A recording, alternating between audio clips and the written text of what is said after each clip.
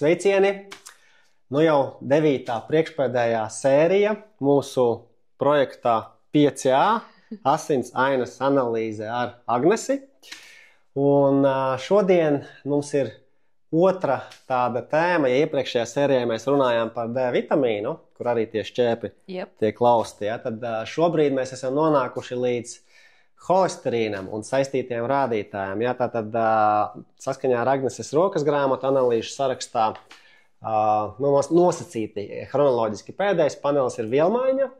Un šeit ir 7 rādītāji, kurus mēs tikko ar Agnesu izrunājām. Viņus var smuki tā sadalīt divās lielās grupās.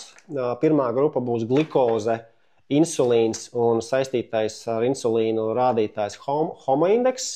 Un otra grupa, 4 rādītāji ir holesterīns, 2 apakšējie rādītāji zema blīvuma, ZBL un ABL, zema blīvuma lipoproteīni un augsta blīvuma lipoproteīni un 3 glicerīdi.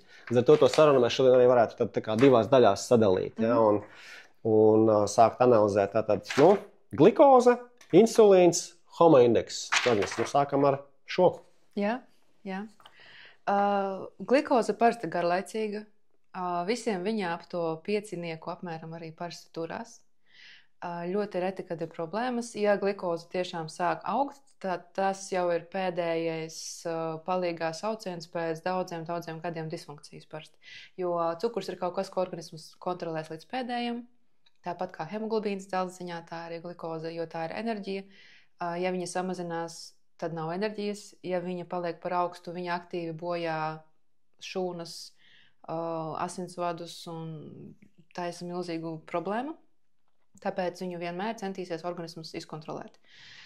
Kas notiek fonā tam, ka glikoze ir ok daudzas gadus, gan nav garantēts, ka tas ir labi, jo, ja mēs paskatāmies, kā izskatās paralēli insulīns tukšā dūšā, un attiecīgi paņemot kopā glikozu un insulīnu izrēķinam homoindeksu, tad mēs varam redzēt problēmu, pirms viņa izpaužās ļoti smagi jau glikozē vai insulīna rezistencē smagā vai prediabētā vai jau diabētā. Jā, un tad, tad glikoze, acīm redzot, ir tas rādītājs, ko mēs arī šodien arī visaktīvāk izjūtam. Tak līdz apēdam ūdhidrātus, vai bērni apēd kaut kādu batoniņu, kur tas enerģija, vai kolu iešaujam, vai ne. Tad tas ir tas, varbūt, tas rādītājs, kas ir vissaprotamākais. Jo es arī, pieņemsim, es ievēroju gavēņu protokolu 4 reizes mēnesī, un es arī duru pirkstā keto mojo un mēru glikozi ketonus. Man, ja šie rādītāji, pieņemsim, laboratorijā, ir 3,9, 5,5 un tas optimālais 4,6,5, un es tā kad eju iekšā, un es mēru parasti kaut kādā 17, 20, 24, 30 stundā, man tuvojās, 3,9, 3,8, teiksim. Tā var būt. Gavējot tā var būt. Un cilvēki, kur ir ketozē vai ir ketozē ilgi, glikozes normas stāvoklis, tas līmenis var būt bišķi zemāks. Bet pēdiņās normālam cilvēkam, kurš nav keto, ja glikoze paliek tik zema, tad mēs varam padomāt, vai gadījumā nav kaut kādas problēmas un jāskatās insulīns arī. Jo ļoti zema glikoze insulīns arī nav baigi labi. Tas ir tiešā saistībā. Ūdhidrātus mēs ketozē vai gavēnī neizmantojam. Līdz ar to tad tīri dabiski tie procesi iet lejā. Jo ikdienas enerģijas patēriņš lielākā mērā mēs viņu dabūjam no ketoniem. Tad glikoze vairs nav primāra. 2 enerģijas avoti. Un šeit, kas ir interesanti, te arī Agnesē, kā jau ierasts, katram rādītājam ir skaidrojums pie paaugstinātā, pazeminātā, un pie glikozes, pirmais punkts, paaugstināts normāli pēc ēšanas. Tāpēc mēs taisam tukšā dušā. Tāpēc analīzēm jābūt tukšā dušā, precīzi, tā kā arī pēc fiziskām slodzēm un stresa tā kā.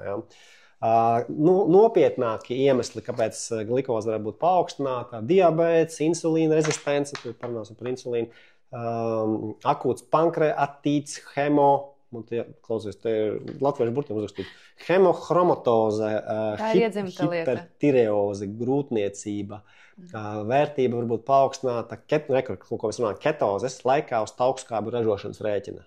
Var nosvērstīties, Jā.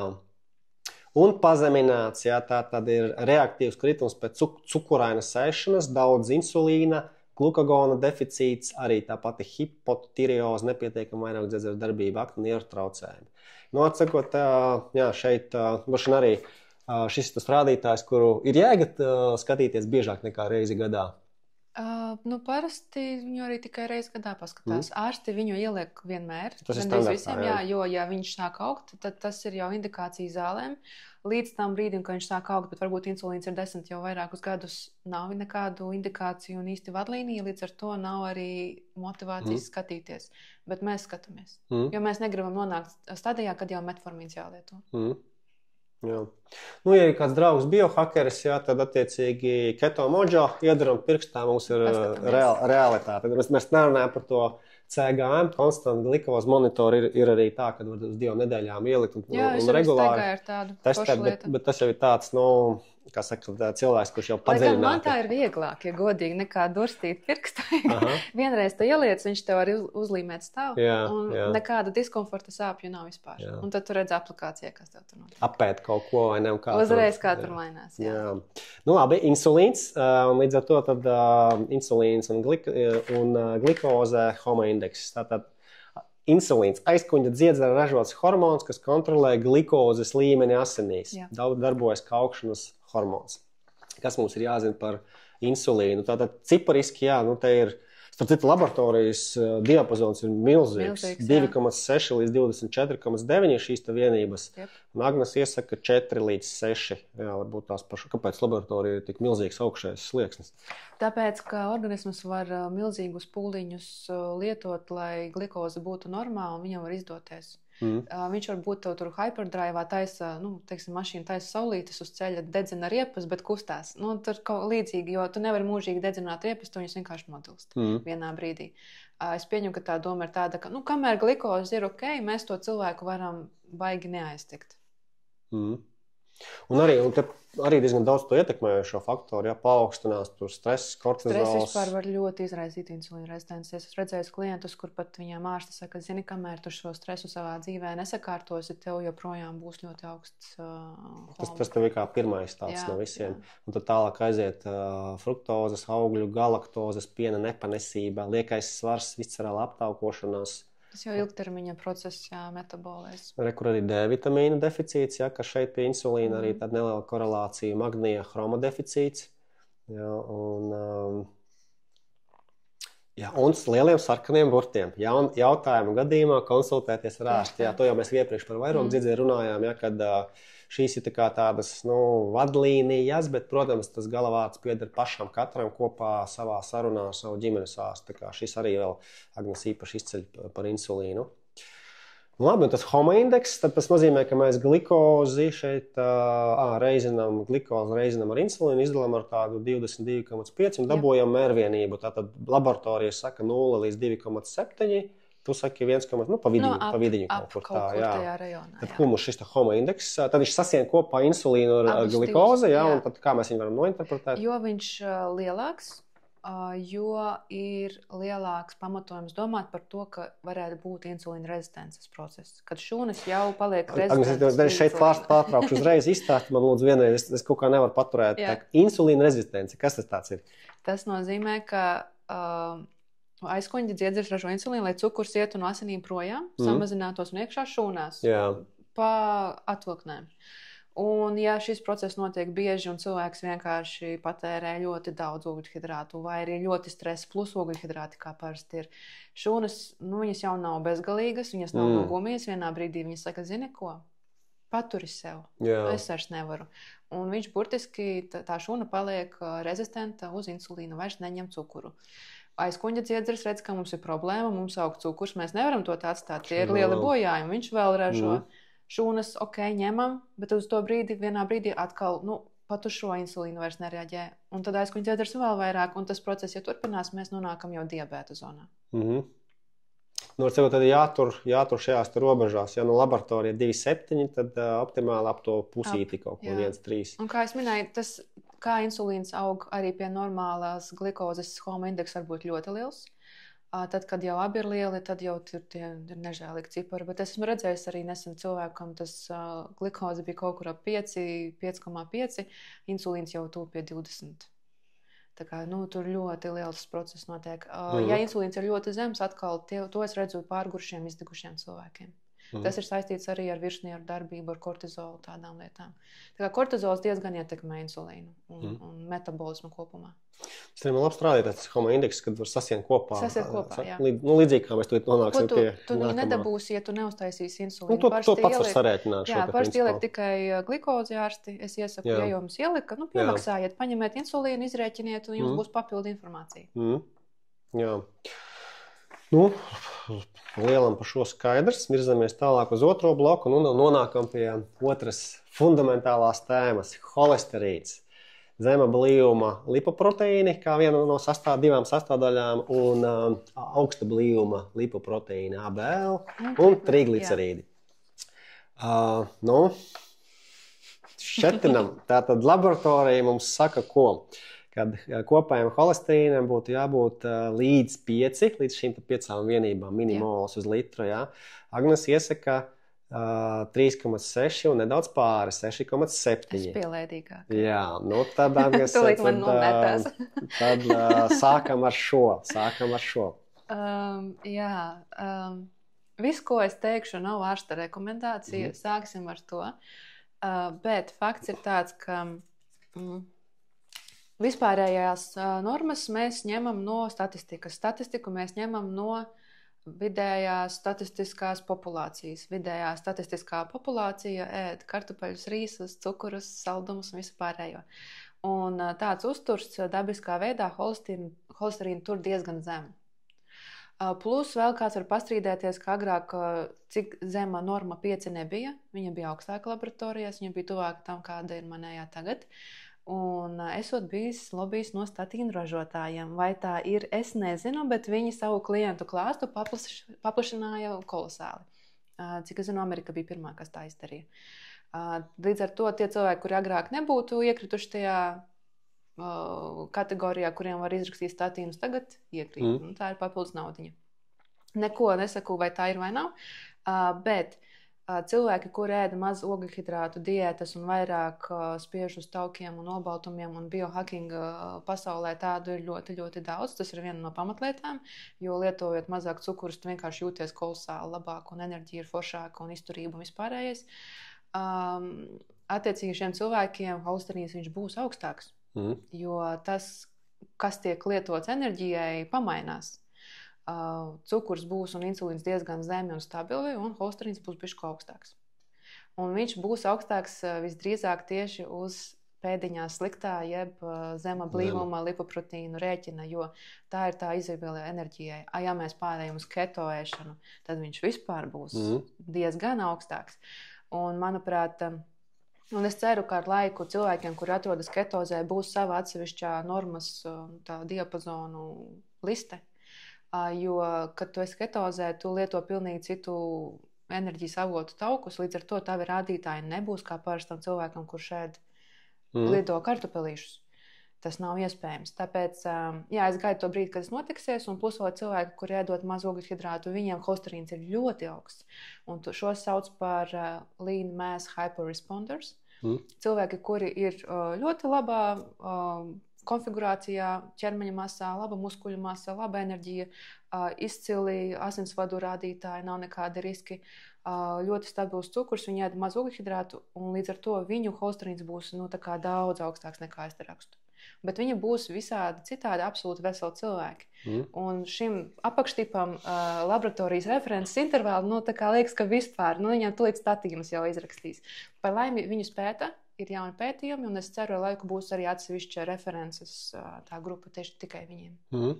Šis labs punkts, jo es arī ietilstu tajā otrajā, tevis aprakstītajā grupā. Mēs tūlītās 10. sērijā izšķidāsim tos holesterīna rādītājus. Bet es nesaku, ka nav riski. Ir tāda lieta kā iedzimts augsts holesterīns, jeb hiperlipidēmija. Viņu var ģenētiski noteikt, un šiem cilvēkiem viņiem, gandrīz jebko, ko viņi ēd, būs diezgan augsts holesterīns. Tā ir viņu īpatnība. Un, ja izklausās, ka tas esat jūs, es ieteiktu to ģenētisko testu vienreiz uztaisīt un pārliecināties, jo tas gan ir riska faktors.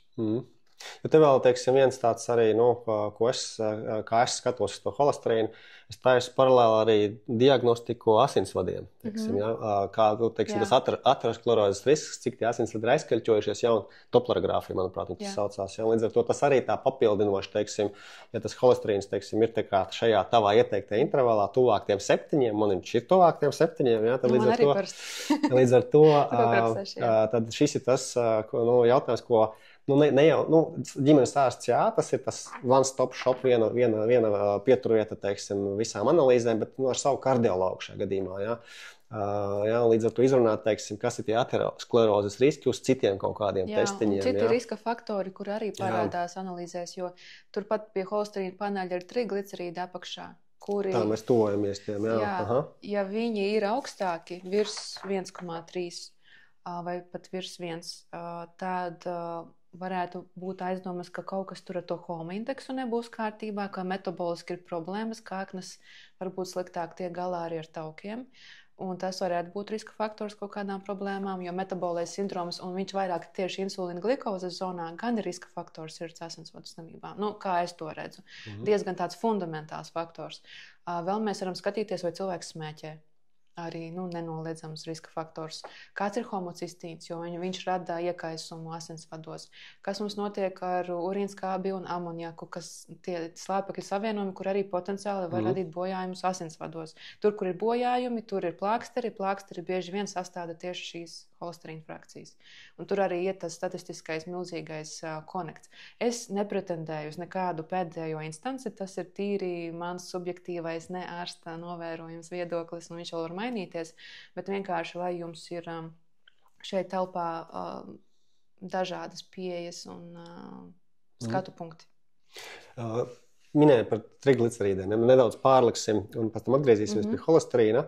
Tātad enerģijas avots paceļas, kad organisms nespēja pārstrādāt ienākošos taukus. Ja es lietoju daudz taukus, tad ir kaut kāds brīdis, kad ķermenis tā kā netiek galā un tie triglicerīdi trigerējās.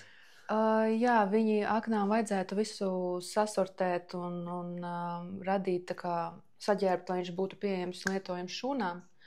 Varbūt es redzēju, par amerikāņiem bija dokumentālās filmas, ka tur pēc McDonalda maltītes paņem asins paraugu un viņi noņem, un tur tādas slānītes ar taukiem pa virsu, tā kā piens ar krējumu. Tas ir tas, cik ļoti tā emulsifikācija, pilnīgi tā kā saldēs krējums. Sliktie tauki vai labie tauki, pa ko ir šeit runa? Viss atkarīgs no dozes un situācijas. Jo viņi būs ar tieksmi augt, ja mums ir augsts homa indeks. Vismaz tas, ko es redzu cilvēku analīzēs. Ja ir problēmas ar glikozes metabolismu, insulīna rezistenci, viņš būs ar tieksmi augt. Ja cilvēkam ir jau aptaukota akna, parasti triglicerīdi būs diezgan augsti. Metabolais sindroms, tas būtu viens no rādītājiem šiem. Jo tā jau, ja mēs pārējām uz ZBL, kā enerģijas avotu, un triglicerīdi ir super, un homa ir super, es paši neuztraucos tik ļoti, kā, ja es redzu, ka triglicerīdi jau iet uz augšu, es domāju, ok, mums te ir jāskatās.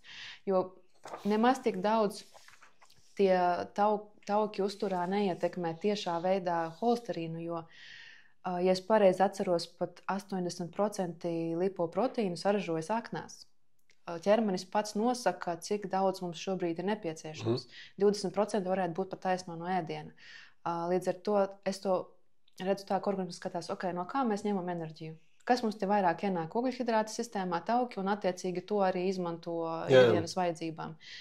Ļoti daudz ko sintezē. Un līdzīgi ar olbaltumu arī. Mēs daudz ko aknā sintezējam. Ja viņš ir zems, tad jāskatās, varbūt maz uzturā, bet varbūt aknām ir kaut kādas problēmas, jo tur arī notiek visi tie lēmumi, kas iziet cirkulācijā. Kad, kā saka, tā manā ikrītā, gandrīz ikrīta sviesta kafija, bulletproof kofija, kur ir tāda tēkarote sviesta, kur ir MCT, un es tur vēl kolagēnu piemetu klāt, teiksim, savām fiziskajām slodzēm.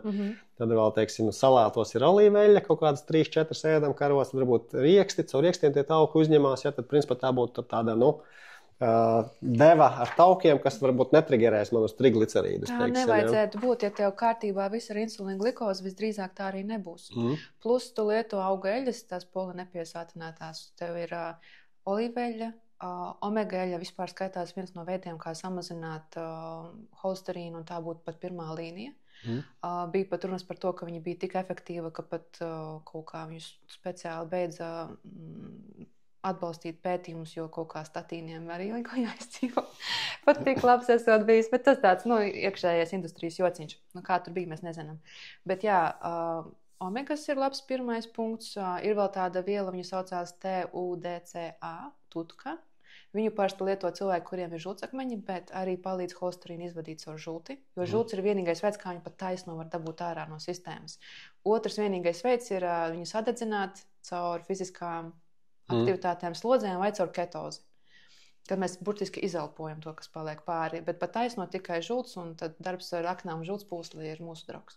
Nu, labi, tad mums vēl paliek labais un sliktais holesterīns, ja, tad zema blīvuma un augsta blīvuma. Ja, tad tie veidojošie kopējo holesterīnu rādītāji, vai ne? Tad varbūt tas varētu lokumā. Kāpēc sliktais un kāpēc labais?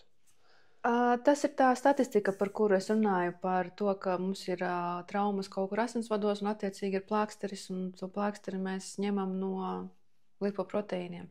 Bija lieli pētījumi, kur statistiski redzēja diezgan lielu saistību starp to, cik augsts ir šis ZBLs un sirds asinsvadu slimībām. Un tagad uz to patoģenēzi jau sāk skatīties savādāk, ka vispirms ir bojājums asinsvadā, un tad ir šī problēma, ka, ja nav bojājuma un asinsvads ir foršā stāvoklī, tad tur nav kur pieķerties. Bet tāpēc viņu arī sauc par slikto, ka viņu vaino tajā, ka ir sirds asinsvadu slimības un problēmas. Tiem, kur ir ketozē, viņš būs augsts, jo tas ir pamata izejviela enerģijas ražošanai šūnās. Tas tauku forma, kuru šūnas paņem, izlieto, un ar laiku viņš paliek mazāks, viņš sarūk šī molekula, jo tauki tiek paņemti šūnām, un viņš pārvēršas uz ABL, jeb augsta blīvuma. Tāpēc tas, ko mēs gribam redzēt, ir, ka, ja arī ZBLs ir bišķi lielāks vai lielāks nekā laboratorijas norma, ka ABLs mums ir tiešām virs tā optimuma, ko mēs te norādām, tad mēs zinām, ka šūnas labi ņem taukus savām vajadzībām, viņus izlieto. Ja ABLs ir ļoti zems, ja triglicerīdi ir augsti, tad mēs skatāmies, ka ar metabolismu kaut kas nav ok, un tad mēs domājam, kā mēs to varam koriģēt ar uzturu un ar stresa menedžmentu bieži vien. Jā.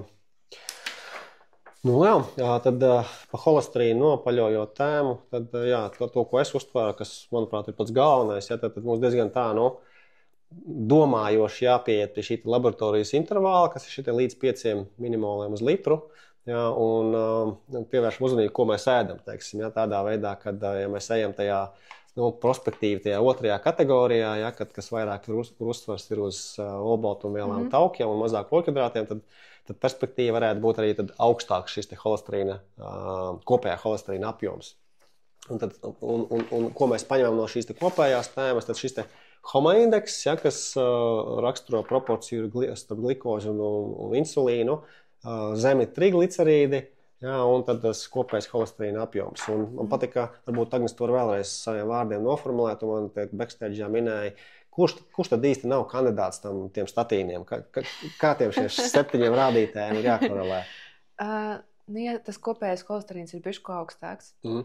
Bet mums jau ļoti smuki zemi triglicerīdi, zem 1 stabili un smuks ABLs tur virs, cik mums tie laboratorija? 1,55, 1,18. Ja viņš ir virs tā smuks. Ja mums ir ļoti foršs HOMA indeks, ja mums nav problēmas ļoti augstu homocistīnu, kas varētu būt riska faktors, un nav smēķēšana, un nav kaut kādi citi faktori, tad es personīgi attiecos diezgan mierīgi pret šo. Pamazām mierīgi attiecās arī zinātniskā kopiena pasaulē, un es gaidu, kad būs jaunie references intervāli cilvēkiem, kuri ir low carb. Jā, tas ir tas. Plus arī taisam paralēli tos aterosklerēzi diagnosticējošos testus kopā ar savu kardiologu un interpretējam rezultātus ar ģimenes ārstu. Tā kā, cerīgi, Agnes, cerīgi tev un iepriecināja par kopējā holesterīna apmēru, kad to mēs tūlīt redzēsim nākamajā sērijā. Kā jau parasti. Mēs katrs beigās izlemjam un pieņemam arī riskus paši. Diemžēl garantēt vispār neko nevar, bet var sekot līdzi jaunajām plūsmām un bišķi arī domāt līdzi, vai mans uzturs un dzīvesveids sakrīt ar rezultātiem, vai nav tā, ka kaut kādi no tiem uztraucošiem rādītājiem nav. Jā.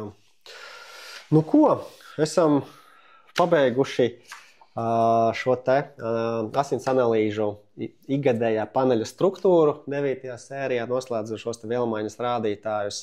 Tad 10. sērijā uztaisīsim tādu nelielu kopsavilkumu un iziesim cauri analīzēm. Viens vīrietis, viena sieviete. Jā, tad attiecīgi iziesim cauri, analīzes diezgan svaigas un apskatīsimies, ko tad tā, zināmā mērā teorija, kā tad viņa tur atspoguļojas analīzēs diviem dzīviem cilvēkiem. Nu, ko, Agnes, paldies par šo sēriju. Tiekamies tad finiša taisnē 10. sērijā. Jā.